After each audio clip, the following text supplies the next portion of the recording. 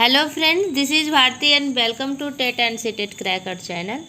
इस वीडियो में हम लोग जानेंगे एक बहुत ही इम्पोर्टेंट टॉपिक के बारे में, जो हमारा है मातृभाषा, राष्ट्रभाषा और राज्यभाषा। मातृभाषा क्या होता है, राष्ट्रभाषा क्या होता है और हमारी राज्यभाषा क्या होती है, ये तीनों के बारे में हम कंपेयर करके समझेंगे। और ये वीडियो आप लोगों के लिए बहुत ही हेल्पफुल रहेगा, क्योंकि आई थिंक्स सभी को जानना ज़रूरी होता है कि हमारी राष्ट्रभाषा क्या है, राज्यभाषा क्या है और मातृभाषा क्या है, और ये तीनों भाषा में डिफरेंट क्या है। तो चलिए बिना देर किए स्टार्ट करते हैं। तो सबसे पहले हम समझेंगे मातृभाषा। मातृभाषा किसे कहते हैं? तो जिस भाषा को बच्चा शैशवावस्था में अपनी माँ अथवा अपने परिवार से सीखता है उसे मातृभाषा कहते हैं। ठीक है, या तो फिर हम कह सकते हैं कि बच्चा जिस परिवार में रहता है, जहाँ उनका लालन पालन होता है, वह जिस भाषा को सबसे पहले सीखता है वही उसकी मातृभाषा कहलाती है। जैसे मान लीजिए कोई पंजाबी परिवार में बच्चा पले बढ़े हैं, तो उस बच्चा का मातृभाषा जो होगा वो पंजाबी होगा। ठीक है, आई होप ये टॉपिक क्लियर हो गया होगा। नेक्स्ट टॉपिक की ओर मूव करते हैं। नेक्स्ट टॉपिक हमारा है राष्ट्रभाषा।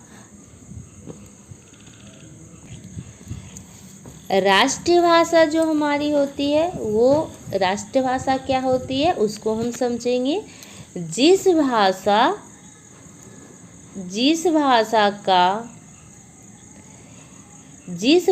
का प्रयोग राष्ट्र के अधिकांश लोगों द्वारा किया जाता है वह हमारी राष्ट्रभाषा कहलाती है। ठीक है, तो हमारा राष्ट्रभाषा क्या होता है? तो हमारा राष्ट्रभाषा हिंदी है। क्यों हिंदी है? क्योंकि इंडिया में अधिकांश लोग हिंदी बोलते हैं, इसलिए भारत का, इंडिया का जो राष्ट्रभाषा है वो क्या है? हिंदी है। ठीक है, और आपको बता दूं कि भारतीय संविधान के 8वीं अनुसूची में 22 भाषाओं का मान्यता प्रदान की गई है। ठीक है, अगर आप जानना चाहते हैं कि 22 भाषा कौन कौन सा है जो हमारे भारतीय संविधान के अंदर इंक्लूड किया गया है, तो आप कमेंट सेक्शन में कमेंट कीजिएगा, मैं उस पर सेपरेट वीडियो बना दूंगी। राइट, नेक्स्ट हमारा जो है राज्यभाषा। राज्यभाषा क्या होती है ये समझेंगे। जिस भाषा में सरकारी कार्य किया जाता है वह हमारी राज्यभाषा कहलाती है। ठीक है,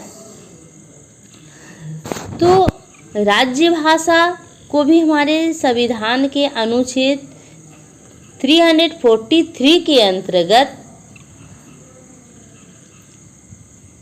14 सितंबर 1949 को हिंदी भाषा को भारत की राजभाषा के रूप में स्वीकार किया गया, और इसीलिए हम लोग 14 सितंबर के दिन हिंदी दिवस के रूप में मनाते हैं।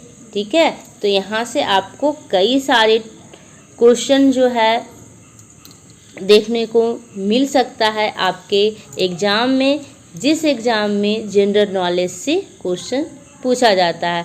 सबसे पहले जो हमारा संविधान है उसके अंदर कितने भाषा की मान्यता प्राप्त है? तो 22 भाषा की मान्यता प्राप्त है। ठीक है, और राज्य भाषा को किस अनुच्छेद के अंतर्गत रखा गया है? तो राज्य भाषा को 343 अनुच्छेद के अंतर्गत रखा गया है। कब रखा गया है? तो 14 सितंबर 1949 को रखा गया है, और इसी दिन से हिंदी दिवस के रूप में हम लोग मनाते हैं। Thank you. आई होप ये सारे जो टॉपिक है मैं आपको अच्छी तरह से समझा पाई और इस तरह से ही अगर आप हमारे वीडियो को देखना चाहते हैं तो हमारे चैनल को लाइक, शेयर एंड सब्सक्राइब कीजिए। Thank you.